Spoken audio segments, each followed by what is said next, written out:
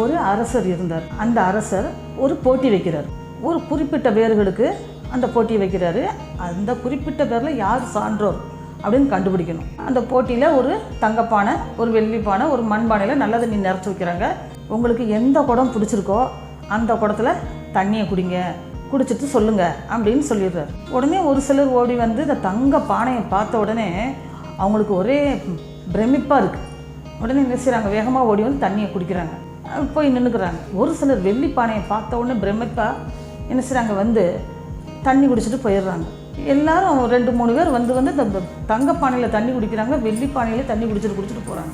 அப்போது அந்த போட்டியாளரில் ஒருத்தர் மட்டும் வந்து மெதுவாக அந்த மண்பானையில் இருக்கிற தண்ணியை குடிச்சிட்டு அவர் போயிடுறார். மற்ற யாருமே மண்பானை தண்ணியை குடிக்க வரல, ஒருத்தர் மட்டும்தான் குடித்தார்.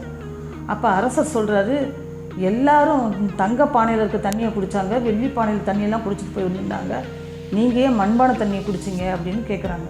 அந்த ஒருத்தர் சொல்கிறாரு, தண்ணி வந்து சுவை வந்து 3 பானைகளையும் ஒரே மாதிரி தான் இருக்குது. பானைகள் தான் தங்கப்பானை, வெள்ளிப்பானை, மண்பானையாக இருக்கே தவிர தண்ணி ஒரே சுவை தான். அதே மாதிரி மக்கள் வந்து நல்ல ஒரு உயர்ந்த எண்ணங்களோடு இருக்கிறவங்கள மட்டும்தான் பார்க்கணுமே தவிர ஒருத்தருடைய உருவத்தை பார்த்து நம்ம எடை போடக்கூடாது.